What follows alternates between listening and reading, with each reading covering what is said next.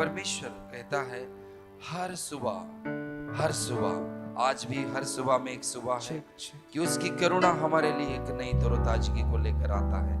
उसकी करुणा ही है जो आज हम जीवितों के बीच में, जिंदों के जमीन में पाए जाते हैं। आइए अपने आंखों को बंद करेंगे, सारे बातों के लिए, हर एक उलझाने वाले बातों को साइड करते हुए हम परमेश्वर की ओर, खुदावन की ओर देखें और कहे, प्रभु मैं अपने शरीर को जीवता और भावता बलिदान लेकर तेरे पास आया हूँ, तेरे करीब आया हूँ, तेरे हुजूरी में खड़ा हूँ। और तेरा वायदा ये है प्रभु जी, जहाँ 2 या 3 तेरे नाम से इकट्ठे होते हैं, खुदावंद यीशु आपने कहा मैं अपनी उपस्थिति को वहां उंडेलता हूँ। प्रभु मेरे यहाँ आने से पहले तू मेरे लिए योजना को तय किया है, मेरा यहाँ आने से पहले तू मेरे लिए हर एक कार्य को तय किया है और वो मेरी भलाई के लिए है। प्रभु जी मैं तेरा धन्यवाद करता हूँ। आइए हाथों को उठाकर उसको धन्यवाद दे, कहे प्रभु धन्यवाद आज के दिन के लिए, आज की सुबह के लिए, इस समय के लिए तूने जो मुझे यहाँ पर रखा, जिंदों के जमीन में, तेरे पवित्र संतों के बीच में, तेरे नाम की महिमा हो। प्रभु जी मैं तुझे महिमा देता हूँ, मैं तुझे ऊंचा उठाता हूँ। प्रभु जी तू ऊंचे पर विराजमान है, तू अगम्य ज्योति में रहने वाले खुदा है, तू हर एक तारेगण को नाम लेकर बुलाने वाला खुदा है। तूने मुझे भी नाम लेकर बुलाया और कहा है याकूब तू मेरा है, हे इज़राइल तू मेरा है। आज अपने नाम को लेकर कहिए, प्रभु तू मुझे बुलाया है इस जगह पर प्रभु जी, ताकि मैं तेरी स्तुति, तेरी आराधना, तेरी महिमा, तुझे ही जलाल दे सकूं। प्रभु हालेलुया। तेरे नाम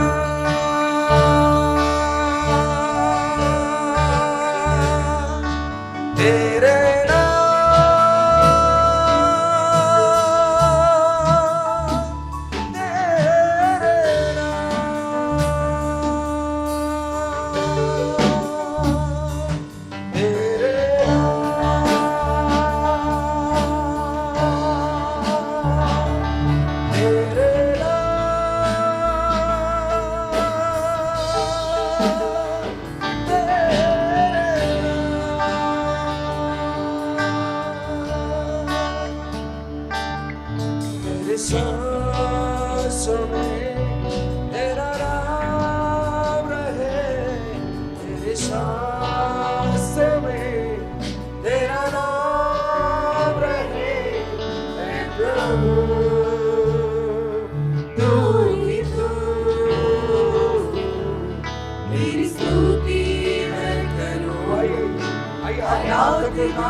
प्रभु तेरी स्तुति में तेरी महिमा, दिल की गहराई से मैं तेरी महिमा करूं, तेरी स्तुति में करूं, तेरी स्तुति मैं करूं, आराधना करूं दिल से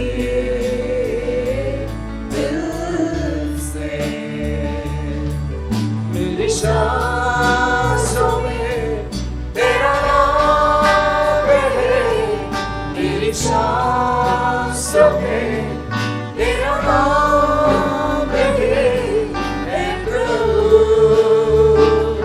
तू ही तू। तेरी स्तुति आइए उसकी स्तुति और महिमा करें। आराधना वो जिंदा जलाली खुदावंद यहाँ पर उपस्थित है।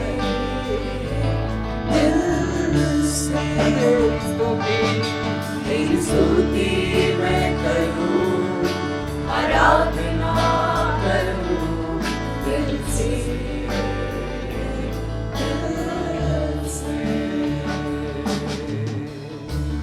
प्रभु मैं जहाँ कहीं भी देखता हूँ खुदावंद, मेरी नजर जहाँ भी जाता है खुदावंद, केवल तुझे महिमा मिले, केवल तुझे मैं महिमा देना चाहता हूँ मेरे जीवन की हर एक पहलू में, और तुझे मैं स्तुति देना चाहता हूँ।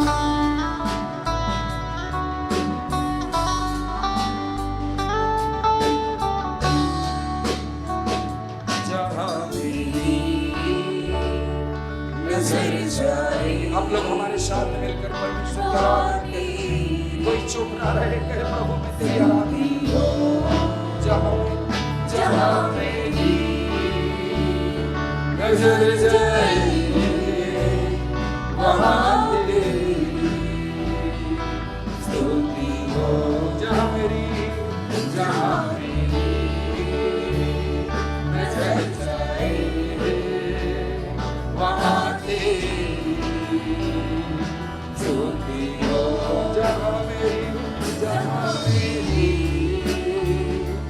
नजर जाए वहाँ तेरी स्तुति हो। सारी दुनिया का रखवाला तू, सारी दुनिया का रखवाला तू है प्रभु। तू ही तेरी स्तुति मैं करूं। परमेश्वर तेरी आराधना, आइए अपने हाथों को उठाकर उसकी स्तुति और आराधना करें। प्रभु तू महान है, तू महान है, तू भय की ओर के परमेश्वर है। मैं तेरी आराधना करता हूँ।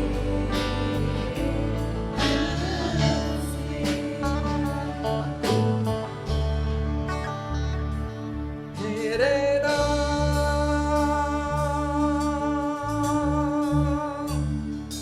तेरे नाम,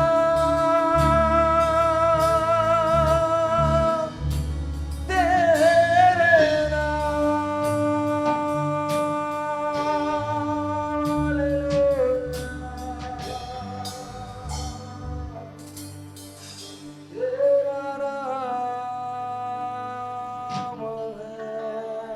सबसे प्यारा।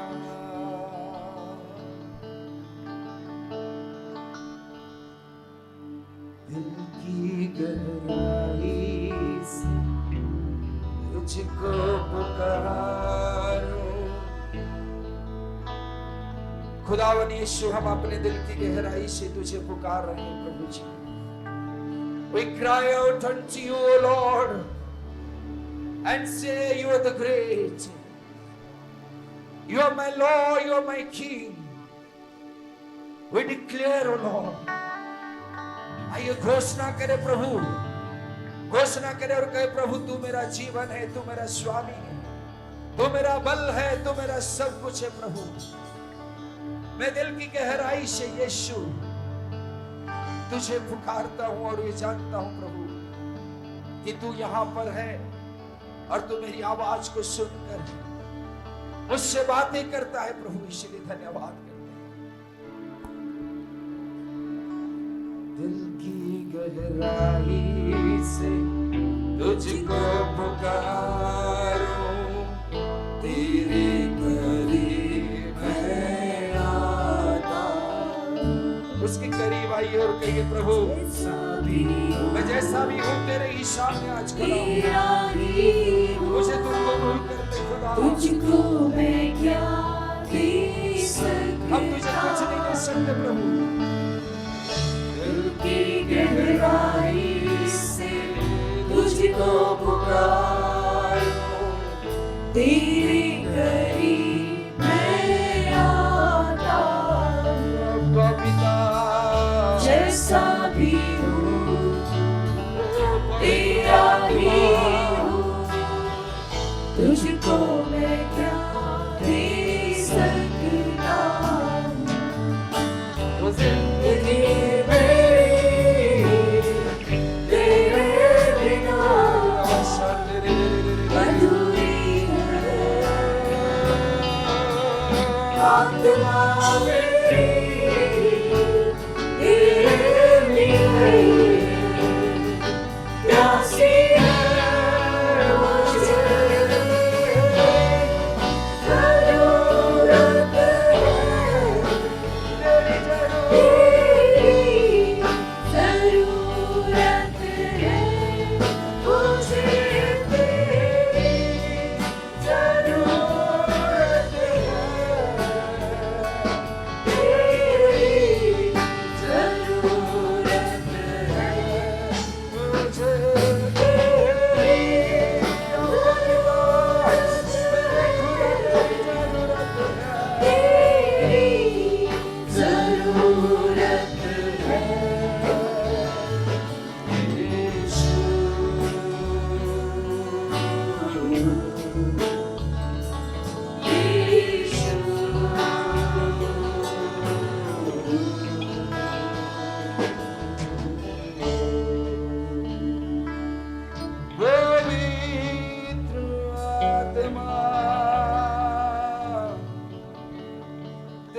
जरूरत है,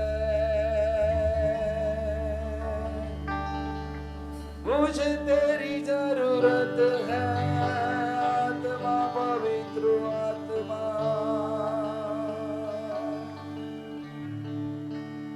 तेरी जरूरत है। कहिए प्रभु मुझे तेरी जरूरत है। सब कोई कहे, परमेश्वर से कहे प्रभु मुझे तेरी जरूरत है, पवित्र आत्मा तेरी जरूरत है, तेरी जरूरत है प्रभु, तेरी जरूरत है। मुझे हर समय, मुझे हर लम्हा पिता परमेश्वर, मुझे तेरी जरूरत है, तेरी जरूरत है। यीशु यीशु यीशु तेरा धन्यवाद, तेरी जरूरत है,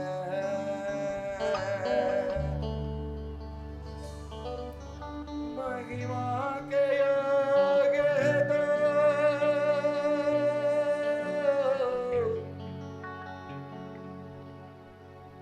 मेरे सोच से बढ़कर मुझे आशीष देने वाले, मुझे तेरी जरूरत है। ऐ खुदा, हम सबको आपकी जरूरत है खुदा। तू ही है मेरा मेरा सवेरा, तेरे सिवा मैं कहां जाऊं। तू मेरा सवेरा है, तू मेरा सब कुछ है, तू महान है। मिलकर परमेश्वर की आराधना करें। इस गीत के साथ कहे प्रभु तू ही है मेरा मेरा सवेरा, तेरे सिवा मैं कहां जाऊं प्रभु जी। तू मेरा सब कुछ है, तू मेरा बल है, तू मेरा शरण स्थान और गढ़ है प्रभु। आंखों को खोले, परमेश्वर की उपस्थिति में बने रहे और इस गीत को गाकर परमेश्वर की महिमा करें। तू ही है मेरा मेरा सवेरा। Thank you Jesus, hallelujah. धन्यवाद करते हैं प्रभु जी, तेरी महिमा हो राजाओं का राजा, प्रभुओं का प्रभु। तू मेरा सवेरा है, तू मेरा बल है, तू मेरा सब। इससे मेरे साथ मिलकर इसको कहे, तू मेरा सवेरा है, तू मेरा सब कुछ है प्रभु जी। हालेलुया, मेरे साथ मिलकर। थैंक यू जीसस, चाहे सबसे ऊंचा तेरा नाम, सबसे ऊंचा है यीशु नाम, सबसे ऊंचा है तेरा नाम, सबसे ऊंचा है यीशु नाम। हर पहाड़ से, हर तूफान से,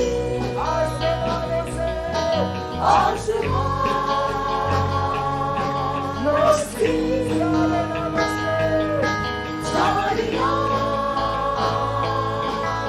से,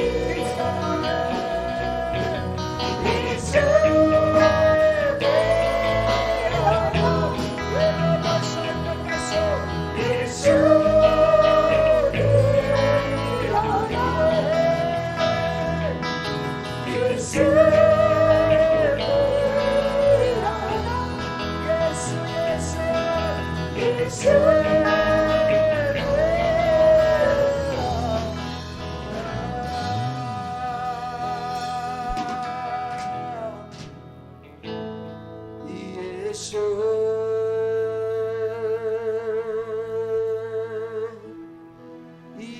यीशु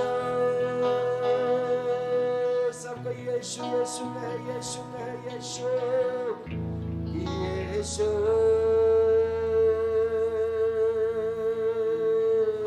यीशु। हर नाम से ऊंचा है नाम यीशुआ, यीशु।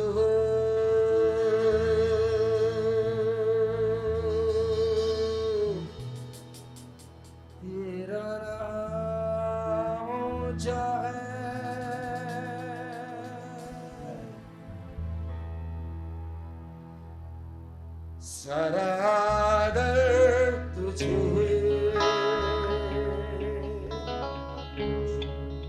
हम देते प्रभु,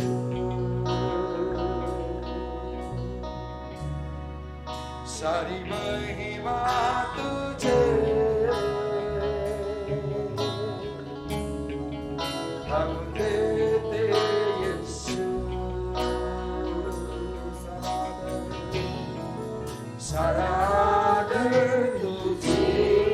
आइए सारा आदर के योग्य परमेश्वर से कहे प्रभु हम देते सारी महिमा, सारी महिमा तुझे, तू ही महिमा के योग्य है। हम देते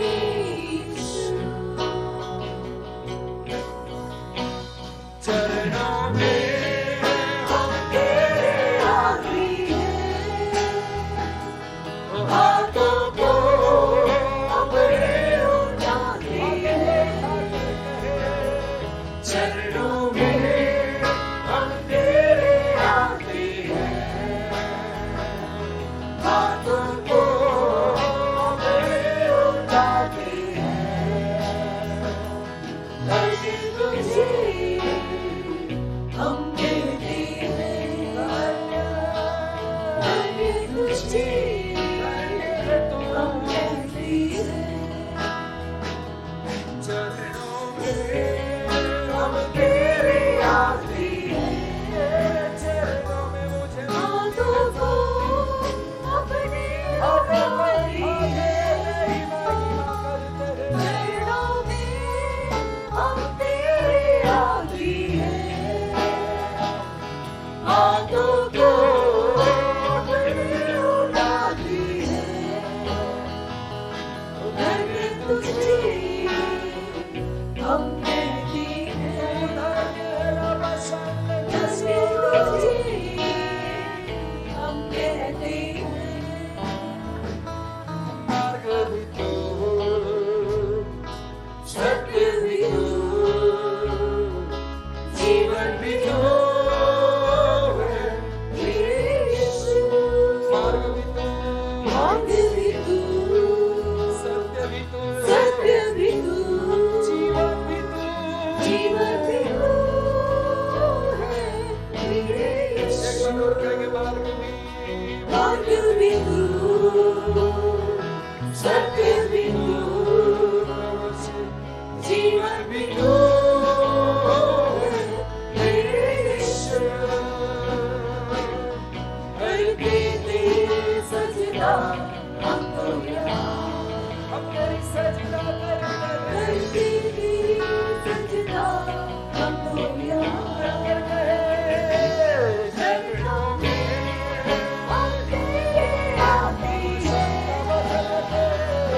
हाथों को अपने उठाते हैं, चरणों में हम तेरे आते हैं, हाथों को अपने उठाते हैं, धन्य तुझे हम कहते हैं, धन्य तुझे हम कहते हैं। महिमा, महिमा, महिमा तुझको, महिमा, महिमा, महिमा तुझको,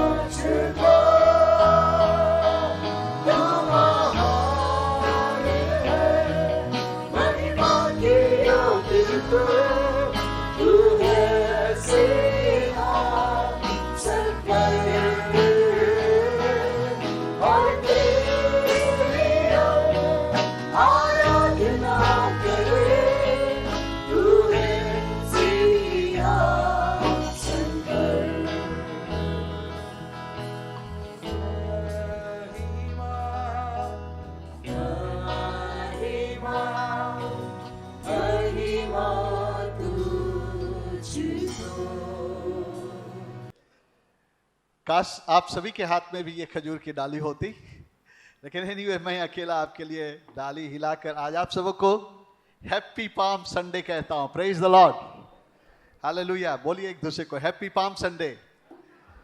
praise the Lord, praise the Lord. सचमुच में ये पाम संडे सचमुच में हैप्पी पाम संडे है, क्योंकि मानव जाति के लिए जो प्रबंध था परमेश्वर का, आज उसका आगाज हुआ। प्रभु यीशु मसीह आए और ये 3.5 साल के दरमियान वो परमेश्वर के वचन और संदेश को सुनाते रहे, परमेश्वर के राज्य के विषय में बताते रहे। और ये आखिरी सप्ताह था प्रभु यीशु मसीह का, जबकि वो एक बहुत ही अद्भुत काम करने के लिए जा रहे थे। एक बहुत ही महत्वपूर्ण घटना इतिहास में जो घटा, मैं कहूंगा ये सबसे महत्वपूर्ण घटना। दुनिया में बहुत घटनाएं घटी होंगी और बहुत सारी घटनाओं का जिक्र आज बहुत सारे इतिहास के किताबों में किया जा रहा है, लेकिन उस घटना से उतना फायदा लोगों को नहीं हुआ है। कुछ फायदा हुआ होगा, लेकिन ये घटना जो घटी थी पाम संडे की, और पाम संडे जो है ईस्टर संडे के पहले वाला संडे है। और उस दिन जो घटना घटी है, मेरे प्रियो, इससे बड़ा कोई घटना इस संसार में नहीं घटा है। बहुत सारी घटनाएं घटी होंगी उस समय, खास उस समय के लोगों के लिए कुछ फायदा लेकर के आया होगा, लेकिन पाम संडे की घटना जब तक पृथ्वी रहेगी तब तक के लोगों के लिए जो लाभ और फायदा लेकर के आया। Hallelujah, hallelujah.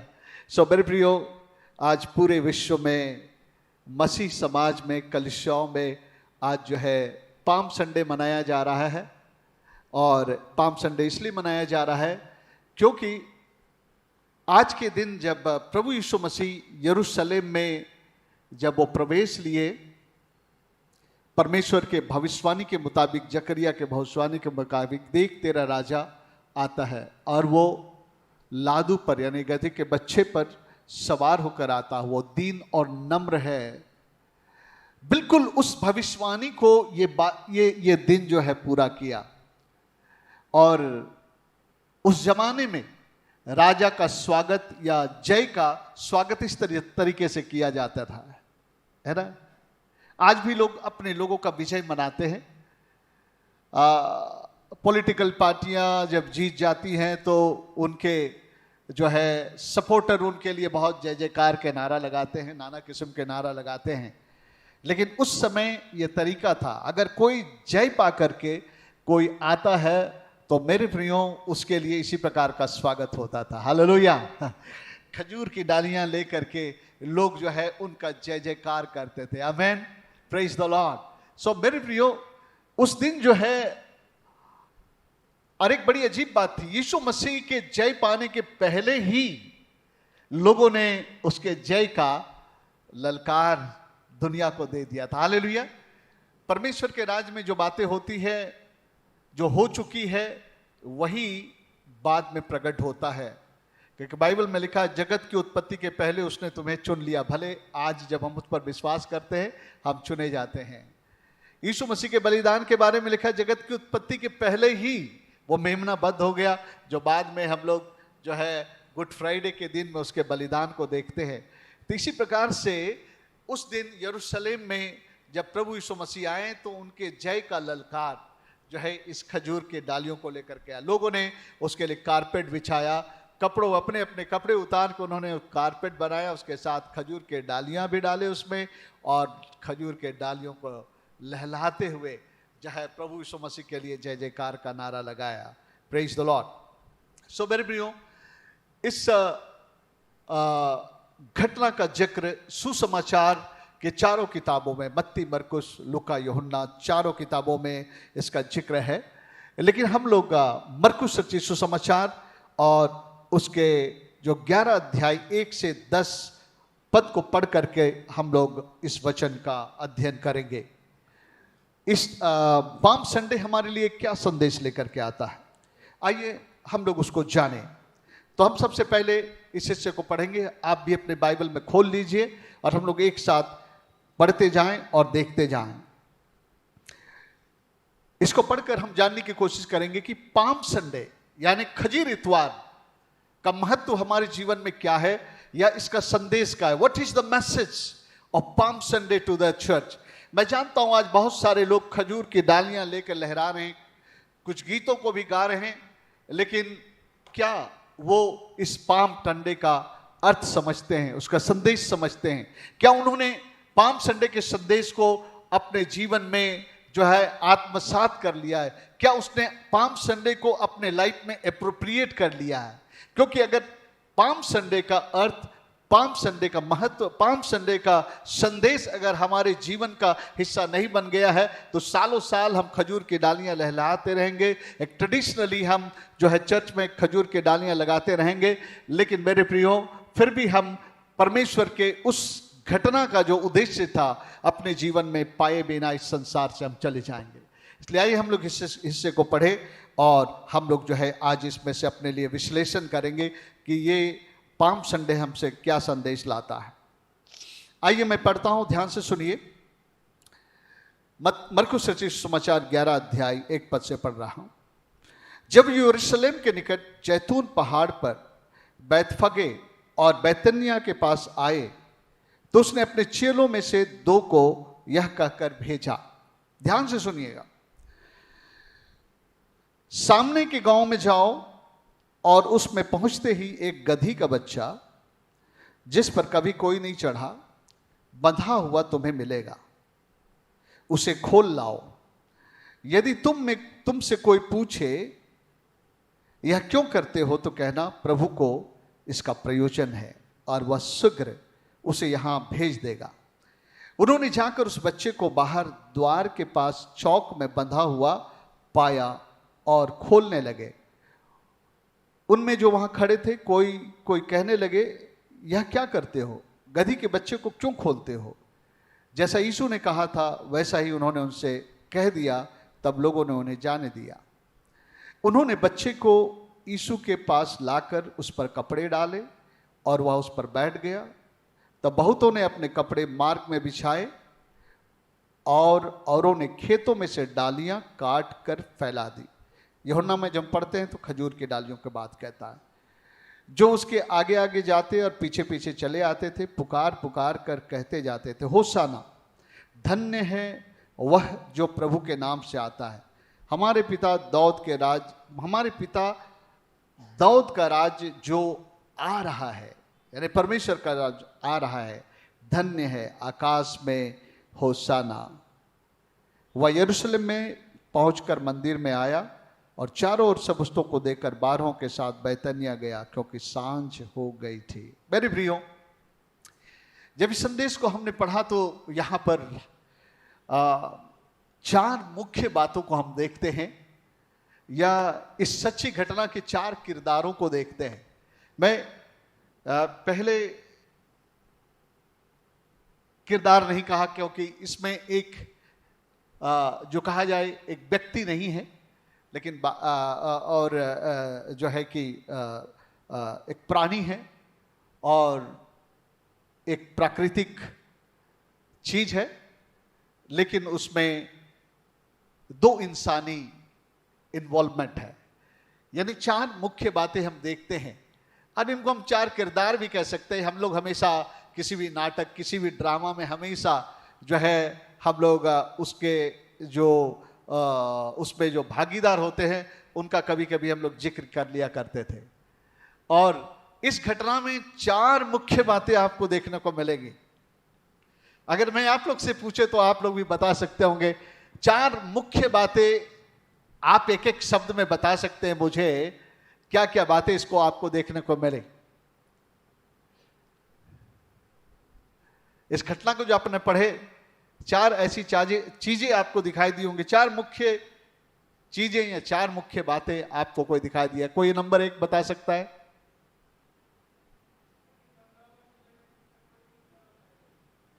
थैंक यू, ताली बजाए उनके लिए। किसके बारे में कह रहा है वो? गधी के बच्चे, और उसको हम लोग गधा कहेंगे। Praise the Lord. ओके, और दूसरा क्या दिखाई दे रहा है? आप लोग इंटेलिजेंट नहीं है, जवाब नहीं दे रहे हैं। मुख्य बातों की बात कर रहा। चलिए मैं ही बताता, नहीं तो आप हमारा समय बर्बाद कर देंगे। ओके, दूसरी चीज है, क्या है ये? खजूर की डाली है। Praise the Lord. तीसरा है, वहां एक किरदार है शिष्यों का। हालेलुया। उनका काम है जाकर के गधे को खोल करके लाना। और चौथा जो सबसे मुख्य किरदार है इस घटना का, महान नायक यानी कि हमारा हीरो प्रभु यीशु मसीह। Hallelujah, praise the Lord. जोर से ताली बजाइए। Hallelujah, praise the Lord. जब हम लोग प्रभु को नहीं जानते थे, छोटे छोटे थे, जब हमारा हीरो कोई दूसरा हीरो को पीटता था और जब उसकी वह हालत पछता करता था तो जोरदार ताली बजाते थे हम लोग। वेरी प्रियो। सो आखिरी में हम लोग देखते हैं महानायक प्रभु यीशु मसीह के बारे में। सो मेरे प्रियो, इस घटना की चार मुख्य बातें। सबसे पहली बात तो है वो गधी का बच्चा, जिसे हम गधा कहेंगे, खजूर की डालियां, और तीसरा जो है शिष्य लोग, और चौथा स्वयं महानायक, हमारे महानायक जो है हमारे हीरो प्रभु यीशु मसीह। हालेलुया। बहुत ही इंटरेस्टिंग घटना है और इस पर हम विचार करेंगे। और आपको पता है कि ये चारों बातें एक आत्मिक अर्थ हमारे लिए रखता है और हमको जो है इस घटना का जो है महत्व से अवगत कराता है। या पाम संडे हमारे साथ क्या संदेश लेकर के आता है, और हम लोग देखेंगे इसमें कुछ आत्मिक संदेश है और हम इन चारों बातों का अलग अलग हम लोग जिक्र करेंगे और हम लोग देखेंगे आज परमेश्वर हमसे क्या कहना चाहता है। Hallelujah, praise the Lord. मैं एक्साइटेड हूं। आप लोग एक्साइटेड हैं? Praise the Lord. अगर आज आप ध्यान देंगे तो आपकी आंखें खुल जाएगी और मेरे प्रियो आपके जीवन में कुछ आज हो जाएगा। मैं आखिरी में आप सबके साथ प्रार्थना करना चाहता हूं मेरे प्रियो। सबसे पहली बात के ऊपर हम लोग विचार करेंगे। मैंने कहा इस घटना को पढ़ने से हमें चार मुख्य बातें दिखाई देती हैं और ये चारों बातें जो है हमारे लिए एक आत्मिक संदेश को आज लेकर के आती है। आइए हम लोग जो है इन चारों बातों का अलग अलग अध्ययन करेंगे। सबसे पहला बात है गधे की बात हम लोग करेंगे। गधे की बात करेंगे। गधी के बच्चा में हम लोग बातचीत करेंगे। गधा किसको दर्शाता है? गधा किसको दर्शाता है? विनय भाई कह रहे थे कि आजकल लोग कई बार लोगों को नीच बतलाने के लिए क्या कहते हैं, अगर बहुत नीच तरीके से किसी को कहना है तो गधा कहते हैं। मेरे प्रियो, ये गधा किसको दर्शाता है? ये गधा आप लोग को दर्शाता है और मुझे भी। हालेलुया। लेकिन पादरी साहब बैठ के हम लोग को गधा कह रहे गाएंगे, लेकिन मैं कहूंगा सबसे बड़ा गधा आप लोग के बीच में मैं ही हूं, क्योंकि सब लोग मुझे कहते हैं बड़ा पास्टर, बड़ा पास्टर, बड़ा पास्टर। जो बड़ा पास्टर बड़ा गधा के गिनते हुए। मैं ऐसा नहीं कह रहा हूं, मैं आपको बता रहा हूं, मैं आप लोग को गधा नहीं कर रहा हूं। बाइबल कहता है मनुष्य को गधा कहता है। 2 वचन में आपको दिखलाऊंगा, आप कोशिश करिए, आपको याद आएगा। किसी को गधा कहा था बाइबल में? इस्माइल के विषय में कहा था। इस्माइल और उसके संतानों का बारा था, ये जंगली गधा है, ये दूसरों के साथ पंगा लेगा, दूसरे लोग भी इसके साथ, आज की भाषा में बोले तो मतलब कि उसमें लिखा था कि दूसरों के खिलाफ में अपने हाथ उठाएगा, दूसरे भी उसके। इस्माइल इंसान था, गधा कहा। मेरे प्रियो, आइए, अगर आदम पाप नहीं किया होता ना तो गधा की गिनती में इंसान नहीं आता। अय्यूब की किताब को खोलेंगे, 11 अध्याय और उसका 12 पद को। आइए हम लोग खोलेंगे अय्यूब की किताब और उसका 11 अध्याय और 12 पद। अय्यूब यहां पर क्या कह रहा है, आइए हम लोग पढ़ेंगे, ध्यान से पढ़ेंगे। यहां पर 11 का 12 पद में अय्यूब यहां पर बहुत सारी बातों को कह रहा है। आपको मालूम है अय्यूब को परमेश्वर ने इस्तेमाल किया बहुत सारी सच्चाइयों को प्रकट करने के लिए। इस पृथ्वी के विषय में अय्यूब को परमेश्वर ने इस्तेमाल किया आकाश गंगा के बारे में बताने के लिए। अय्यूब का इस्तेमाल किया परमेश्वर ने जो है मनुष्य के शरीर के निर्माण के बारे में, मेरे प्रियो, जिसको साइंस आज डिस्कवर किया है। और अय्यूब जो कुछ कहा वो परमेश्वर की ओर से कुछ सच्चाइयों को कहा। 12 पद में लिखता है, परंतु मनुष्य छूछा और निर्बुद्धि होता है, क्योंकि मनुष्य जन्म से ही जंगले गधे के बच्चे के समान होता है। उस गधी के बच्चे के समान, जंगली गधे के बच्चे के समान होता है। सो मैं नहीं कह रहा हूं कि आप गधे हैं या मैं गधा हूं, ये बाइबल कह रहा है मेरे प्रियो।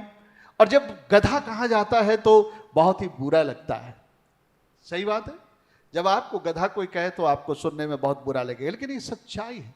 इंसान परमेश्वर के दृष्टि में सचमुच में गधा बन गया जब उसने शैतान की बात मानी, और शैतान जो है उसको उस आदर के पद से, जहां वो सर्वोच्च था, पृथ्वी पर एक अधिकारी था, अब जो है एक बिल्कुल निरादर इंसान बन गया और जिसको कि गधा कहा गया। मुझे नहीं पता क्यों दुनिया में लोग जो गधा का शब्द इस्तेमाल करते हैं, और दुनिया में और भी जानवर है, पशु हैं, लेकिन शायद गधा को लोग बहुत सबसे नीची दृष्टि से देखते हैं। देखने में गधा इतना सुंदर नहीं होता है, गधा देखने में इतना सुंदर नहीं होता है, और गधे को बहुत ही नीच दृष्टि से देखा जाता है।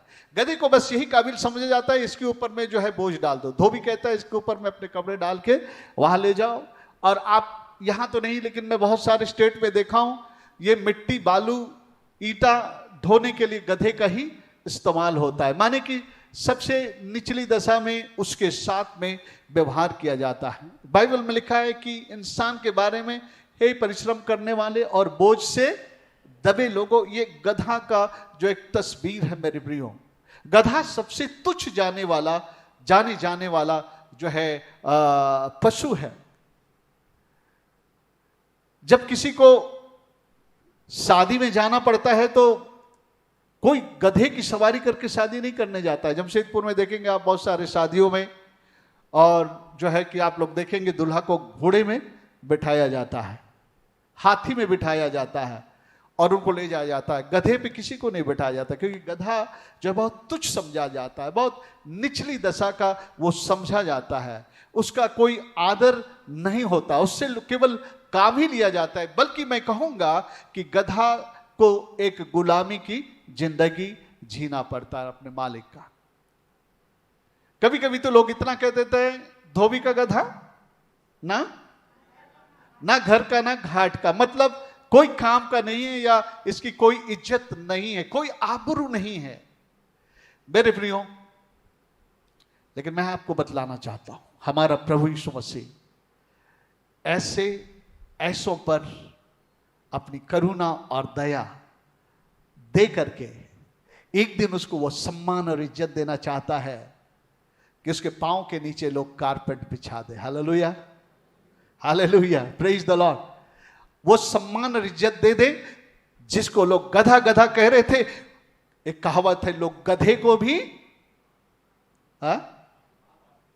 सुने ये कहावत, समय आने पर लोग गधे को भी, निश्चय मैं आपको बता रहा हूं, बहुत सारे प्रभु के ऐसे सेवक दास थे जिनको लोगों ने तुच्छ किया, जिनको लोगों ने मारा, जिनको लोगों ने पीटा, जिनको लोगों ने अपने गांव से निकाल दिया। आज उसी को बाप बाप बाप बोलते हैं, उनके पास जाते हैं कि हमारे लिए प्रार्थना कर दो, हमारी ये कर दो, हमारा वो कर दो, और आज सचमुच में उनके लिए वो बाप बना हुआ है। हालेलुया।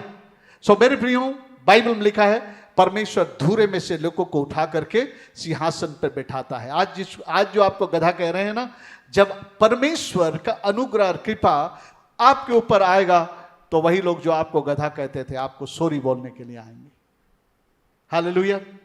आपका सम्मान, आपका आदर और इज्जत बढ़ाएगा। तो मेरे प्रियो, आदम के पतन के बाद, क्योंकि उन्होंने शैतान की बात सुनी थी, वो जो एक अधिकारी था उसने कहा था तो इस पर सारे चीजों के ऊपर राज्य करेगा।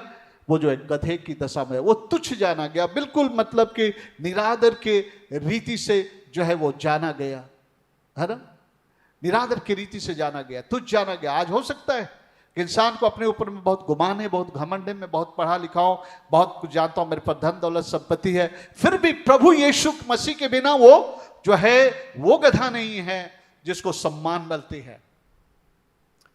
हालेलुया। लेकिन प्रभु का धन्यवाद हो।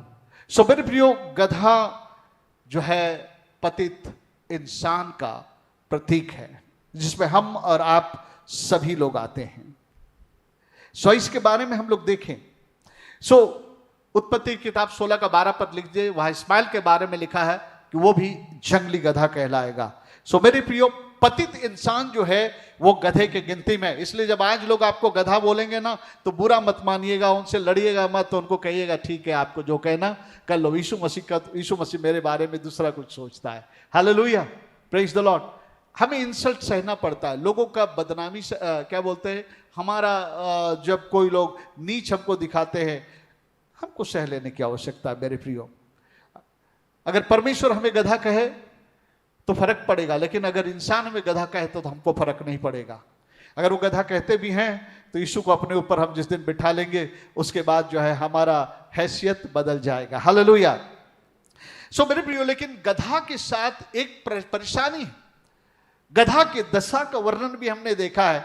गधा का दशा क्या है, यहां पर क्या लिखा है, गधा किस दशा में है?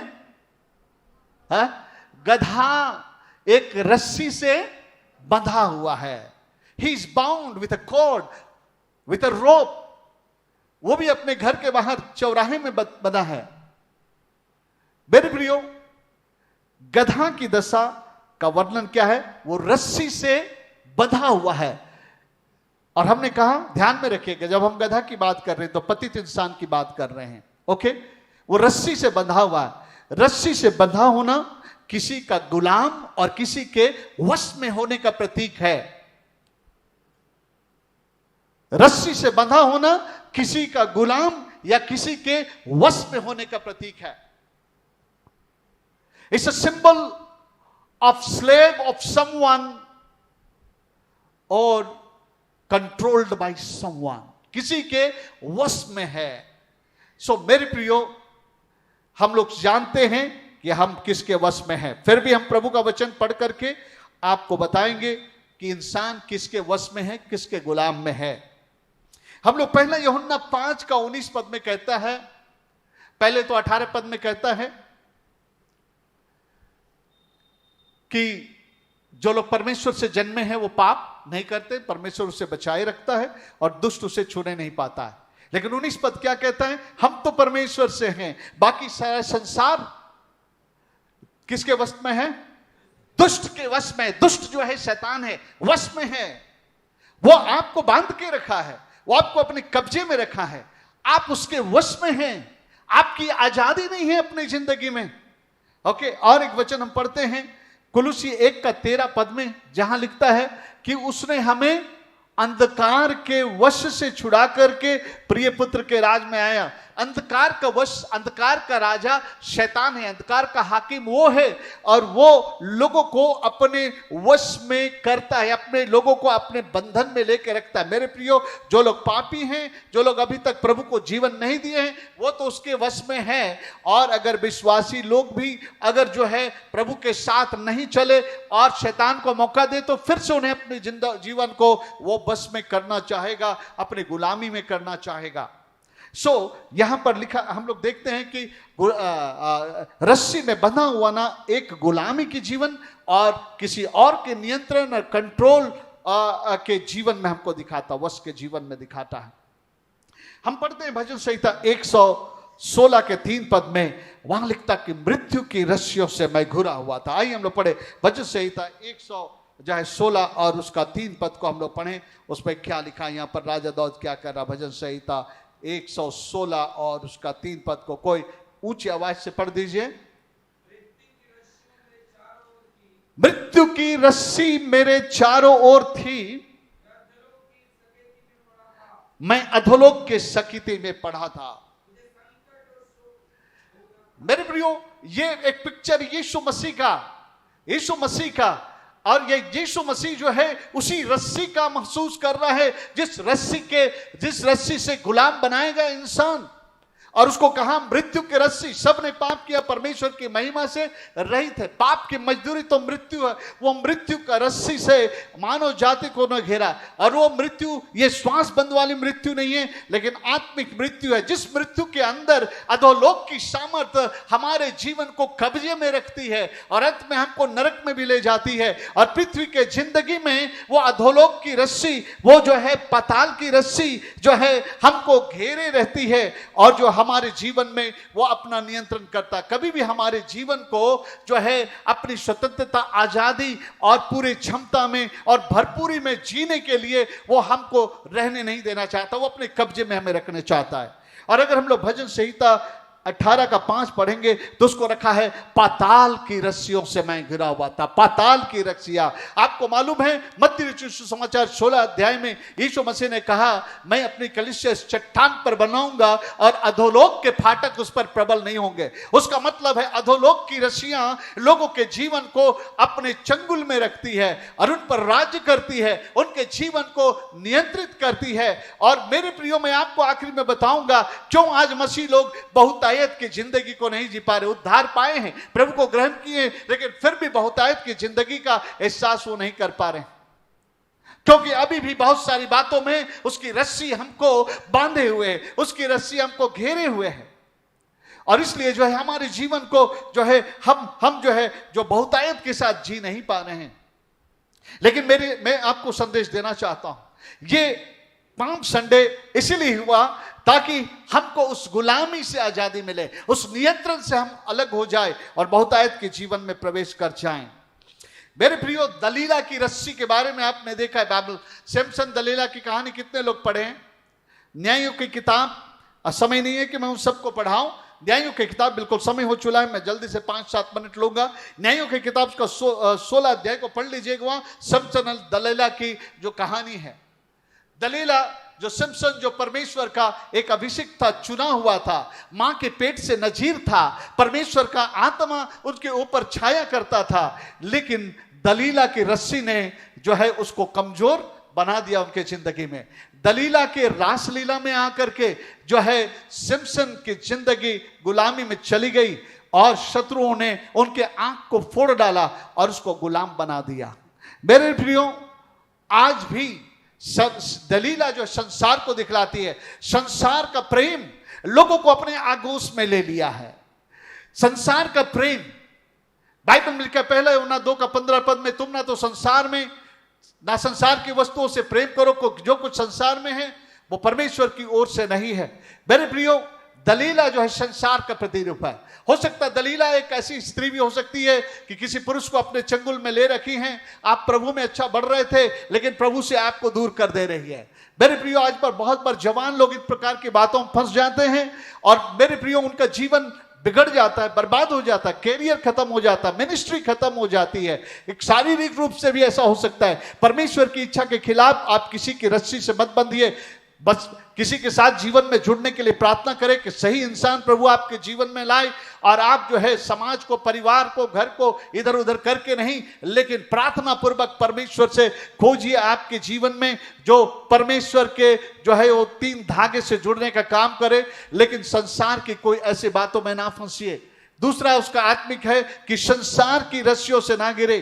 मेरे प्रियो, संसार हमारा प्यार छीन सकता है परमेश्वर का, संसार हमें परमेश्वर के दूर ले जा सकता है। संसार में जो चीजें आज आ रही हैं, जो डिवाइसेस आ रही हैं, वो हमारा मन और ध्यान परमेश्वर से बिल्कुल अलग ले जा सकता है, वो हमको अपने इसमें बांध ले सकता है उन रस्सियों में। मेरे प्रियो,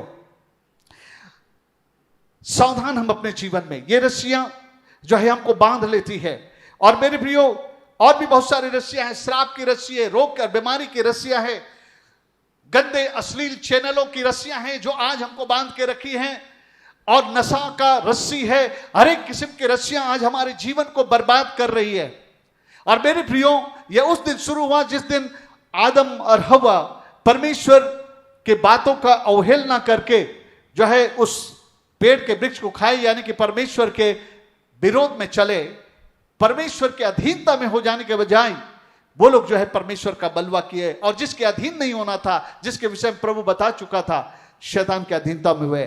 और आपको पता है शैतान एक आजाद करने वाला स्वामी नहीं है, लेकिन गुलाम करने वाला स्वामी है। शैतान आपको नाश घात और विनाश करने वाला स्वामी है। यूहन्ना 10:10 कहता है, चोर किसी और काम के लिए नहीं, चोरी करने और घात विनाश करने के लिए आता है। उसकी रस्सी हमें जो है, हमको जो है आत्मिक रीति से जो है मार डालने के लिए, उसकी रस्सी हमारे जीवन को तहस नहस करने के लिए है। उसका काम है हमारे जीवन को जो बर्बाद करने का है।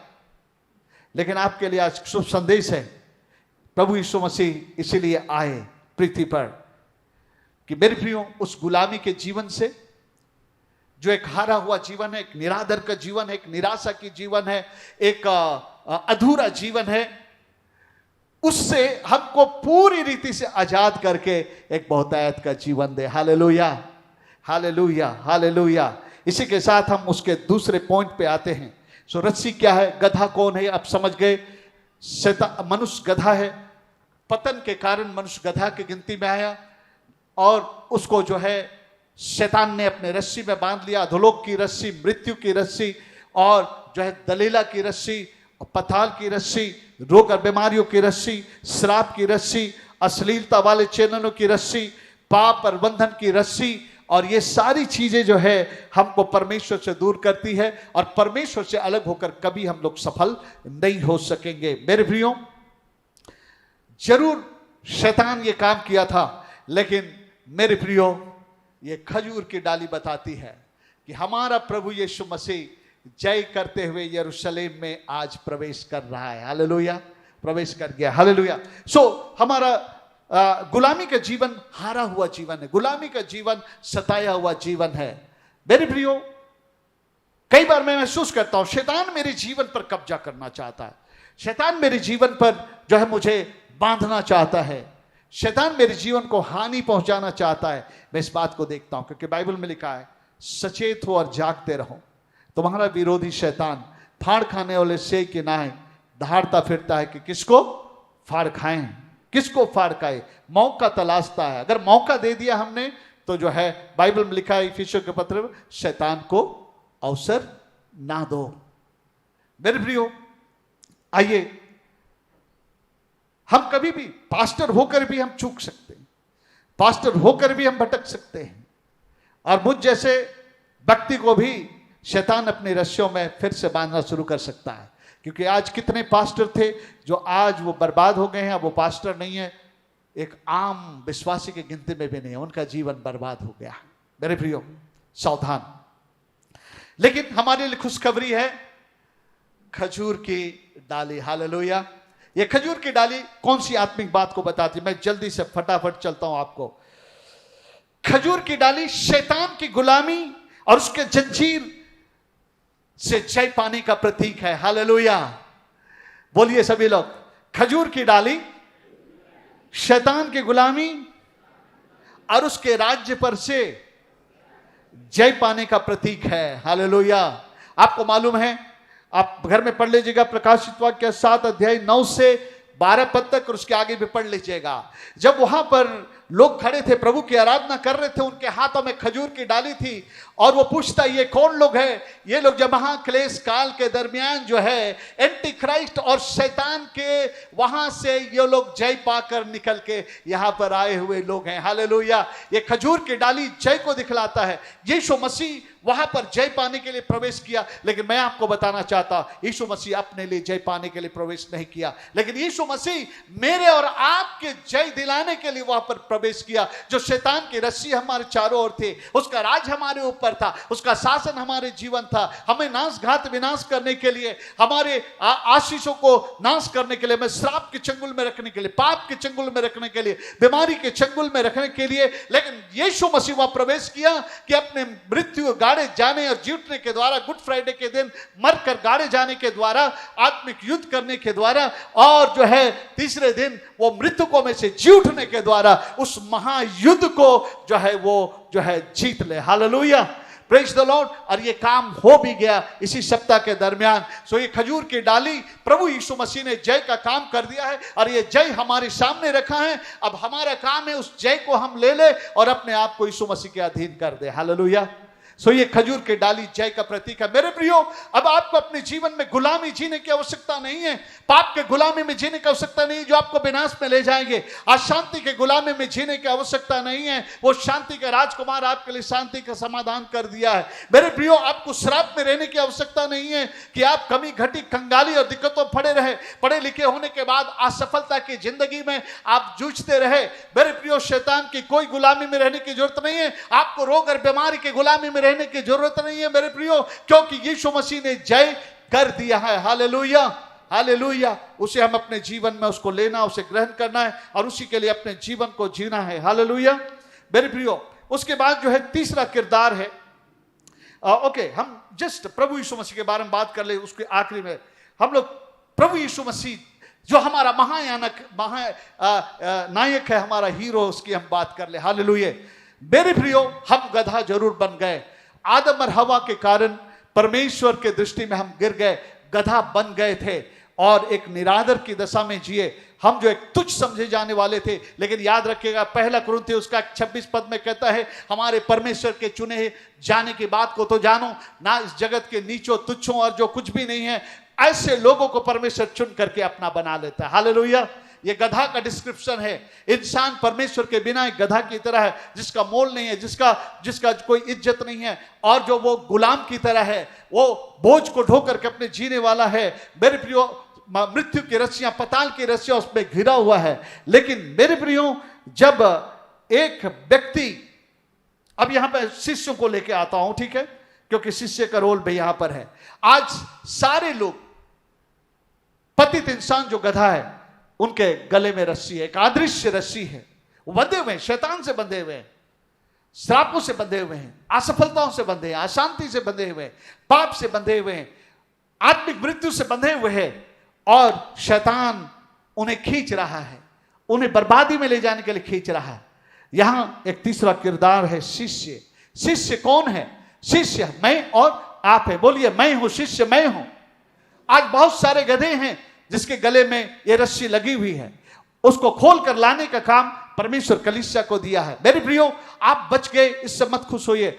और आज बहुत सारे लोग हैं जो नाश में जाने वाले, आपके रिश्तेदार, बंधु, भाई बहन, पड़ोस, या आप जहां काम करते हैं, आप प्रार्थना करें, प्रभु मैं कैसे इसको तेरे पास लेकर के आऊं, क्योंकि जब तक वो यीशु के पास नहीं आएगा, जब तक यीशु उस पर सवार नहीं करेंगे, तब तक उनके लिए आसान नहीं है मेरे प्रियो।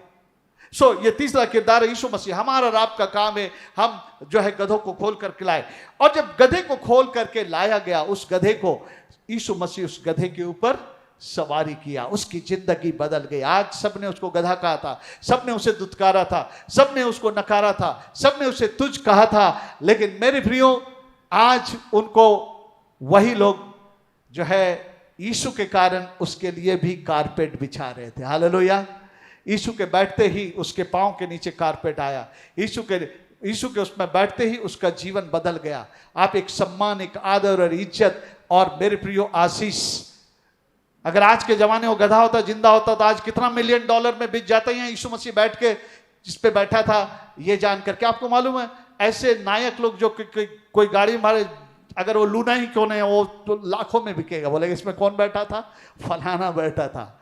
मेरे प्रियो, उस घटिया लूना का मान किसी महान व्यक्ति के बैठने से जो है महत्वपूर्ण हो जाता है। जिसके ऊपर पृथ्वी का जो नायक है, महानायक है पूरे विश्व का, प्रभु यीशु मसीह, अगर वो बैठ जाए तो मेरे प्रियो उसका भविष्य ही बदल जाएगा। यीशु मसीह के ऊपर, यीशु मसीह जब उस पर सवार किए, मेरे प्रियो उस गधे को सम्मान मिला। मैं आपको बताना चाहता, दुनिया के लोगों ने कितना नीच ठहराया हो, आपको कितना अपमानित किया हो, कितने आप अपने आप में निराश और हताशा को महसूस करते होंगे, कमी घटियों के जीवन को जी रहे होंगे, श्राप के बंधन में जी रहे होंगे, शायद बीमारियों से स्ट्रगल कर रहे हो। मैं भी करता हूं बहुत बार, लेकिन मैं प्रभु का धन्यवाद देता हूं जो मुझ पर सवारी कर रहा है, उन विपत्तियों को, उन रोगों को दूर कर देता है। हालेलुया। तीर शैतान चलाता रहता है, लेकिन मेरे प्रियो, जब प्रभु यीशु मसीह हम में सवार करता है, तब जो है वो हर चीजों का सामना करता है। हालेलुया।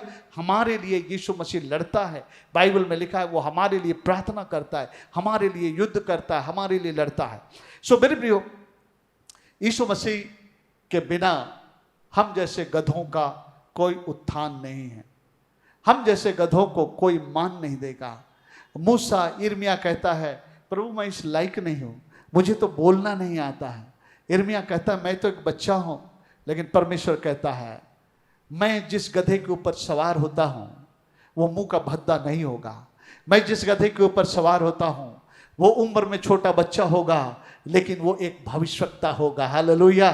और मेरे प्रियो, परमेश्वर ने जिसके जीवन में भी यीशु मसीह राइड किया है, मेरे प्रियो, उसका जीवन विक्ट्री में आ गया है। हालेलुया, जय में आ गया है। सो मेरे प्रियो, मैं कह रहा था कई बार हम बहुतायत की जिंदगी में क्यों नहीं प्रवेश करते हैं। हम यीशु को ग्रहण तो करते हैं, लेकिन उसको राइड नहीं करने देते हैं। हम उसको अपने ऊपर राइड नहीं करने देते हैं। राइडर उसको कंट्रोल करता है। हालेलुया। जो सवारी करता है वो कंट्रोल करता है ना। गधे के ऊपर जब यीशु सवार किया तो यीशु उनको जैसे चाहा वैसे चलाया। जब घोड़े की कोई सवारी करता है तो घोड़ा अपने मालिक को जिस पर बैठा कंट्रोल नहीं करता है, लेकिन उसके ऊपर बैठा हुआ उसको कंट्रोल करता है। मेरे प्रियो, जो इंसान यीशु को अपने ऊपर राइड करने दिया है कि प्रभु यीशु मसीह, मैं गधा हूं लेकिन आप मेरे ऊपर सवार करें, और अब मैं आपको इजाजत देता हूं, अब मैं अपना नहीं लेकिन तेरी इच्छा से चलूंगा। तू मुझे जिधर चलाएगा, बाएं मुड़ाएगा बाएं जाऊंगा, दाहिने मुड़ाएगा दाहिने मुड़ूंगा। और मेरे प्रियो, मैं गधे की तरह नम्र और दीन बनूंगा और मैं तेरा गुलाम बनूंगा। प्रभु यीशु, मैं तेरा दास बनूंगा। पौलुस कहता, मैं परमेश्वर का बंधुआ दास हूं, मैं तेरा गुलाम बनूंगा। अगर आज आप और मैं जो उस गधे के प्रतीक हैं, पतित इंसान के, अगर यीशु मसीह हमारे और आपके जीवन में अगर राइड करने लगे, मेरे प्रियो, मैं आपको कहना चाहता हूं, आपका भविष्य बदल जाएगा। हालेलुया।